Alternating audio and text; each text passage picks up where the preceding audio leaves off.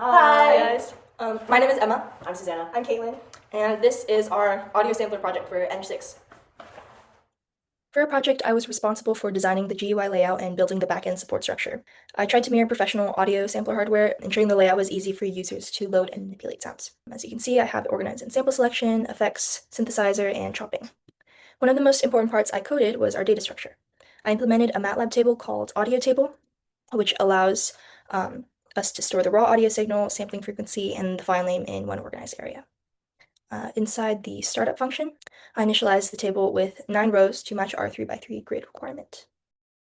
Moving down, to get the sound into the app, I used the UI get file and audio read functions, and when I load a file, the code will update the button text to show the file name, which provides immediate feedback. So button text changes to loaded and then the name of the file. Even further, sample buttons. For the sample buttons, I added is empty error handling to trigger the UI alert boxes if a user tries to play a slot before loading a file, which satisfies the requirement for handling user mistakes. And then I also wrote a private helper function called plot waveform above.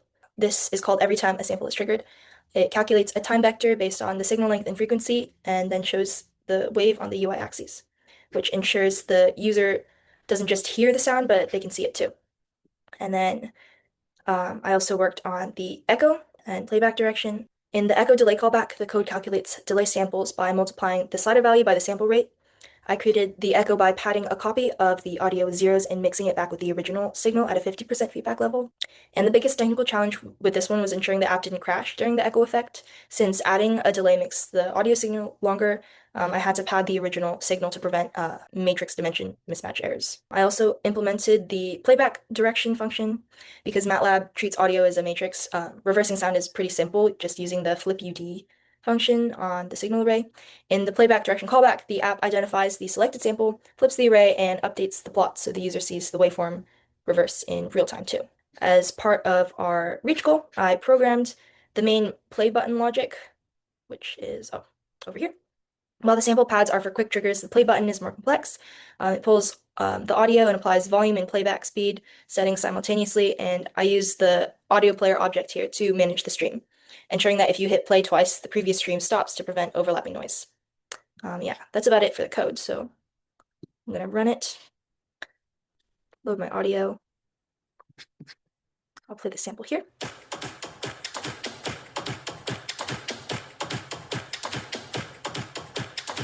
Right. And then when I try to click on a sample without loading it first, it'll alert the user.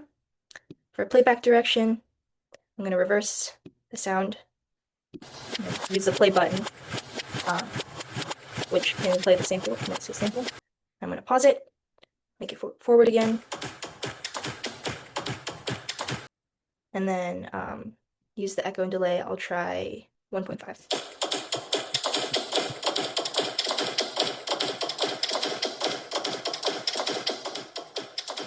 And yeah, that's about it. Thanks. Okay, so for my contribution to the project, I worked on the speed slider, the volume knob, the pause button, and the equalizer. So first, to go over the volume knob, all I did was I added a safety function that if there was no audio in the audio table, that it would just exit. Then I got the value from the volume knob. I got the original data from the audio table, and all I did was I multiplied the two to apply the volume effect. And I also added a precaution here that to make sure that the speakers don't crack if the volume is too high, so I just added bounds for that. And then I added this code at the bottom that just changes the plot when the volume is changed. So I'll demonstrate. So this is at 100. And I'll pause it. It can go quieter at maybe 50. And then we can go louder, say 200.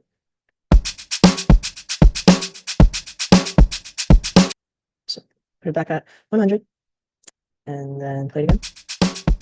And then for the speed slider, I added the same precaution in the beginning that if there's no audio to just exit out. I got the speed multiplier, which is just the value from the speed slider. I got the original sample rate from the table. And all I did is multiply the two to get the new speed. And then I added this to play it. And then I added this code at the bottom that would basically change the plot when the time changes. So if it's faster, it'll shorten it, and if it's longer, then it'll lengthen it. Do a normal speed. We'll go at 2 times speed. And then we'll go at 0.5.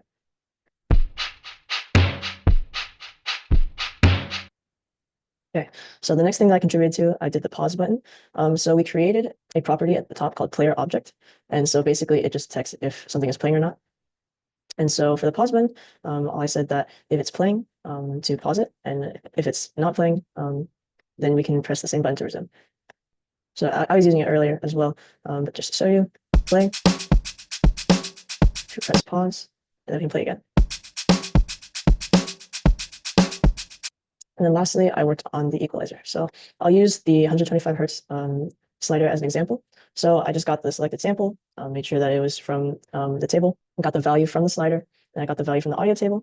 And here, basically, if the gain wasn't zero, so if there was a change in the slider value, I got the Nyquist frequency. I defined the center frequency for this example, it's 125. I defined the bandwidth and then calculate the normalized frequencies with these lines of code. For the range, I kept the frequencies within 0.001 and 0.999. And I used the Butterworth filter from the MATLAB audio processing toolkit. And then I just applied the filter to this range of 125. And then here I converted the gain factor into a linear scale factor. So from decibels to linear scale. And here, process signal is just basically if it's positive, it'll boost whatever I'm trying to boost. And if it's negative, it'll cut out. And then here, just at the end, I just update the plot. So to show you, say if we turn up the bass, and if we turn up the highs, and then we can cut out things in the bottom. Thank you. For this project, I did the waveform function. So that means any plots and anything I click from the buttons, it will be plotted onto my graph. So I have fs, which is my sampling frequency, while duration is going to be 1, and t will be represented as my time vector, while f will be my wave frequency. So I use 4 built-in MATLAB functions, such as sine, square, and sawtooth. So sine will be an oscillating waves, which is considered to be normal, while square will be that will not be curved at the very top as it's at the maximum peak.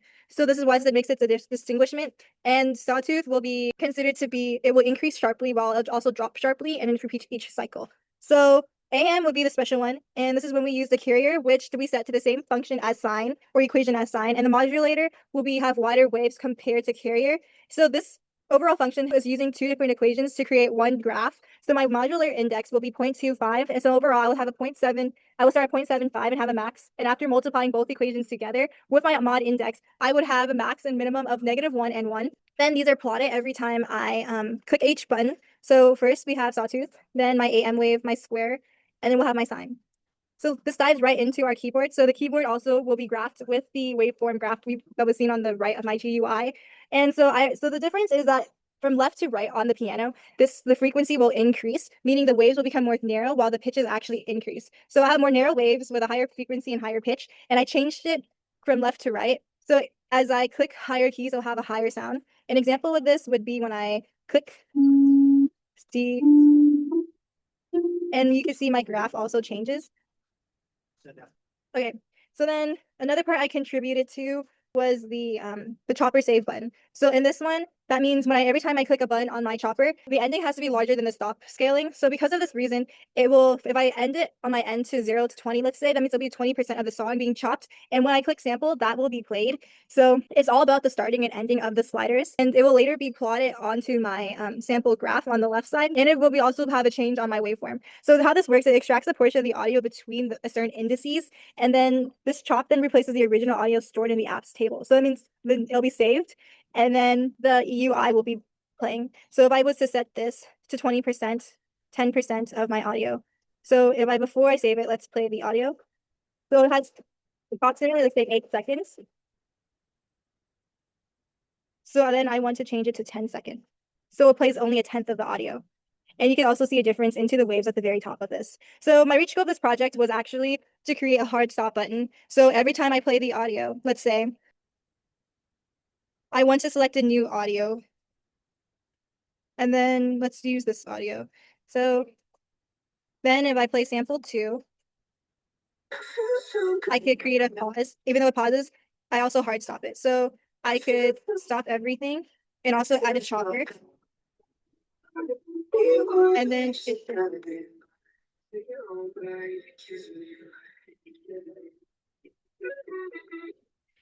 so if I was to go back and click my first audio, it creates a hard stop, even with everything being played if I was to click it multiple times. And yeah, that's it for this portion.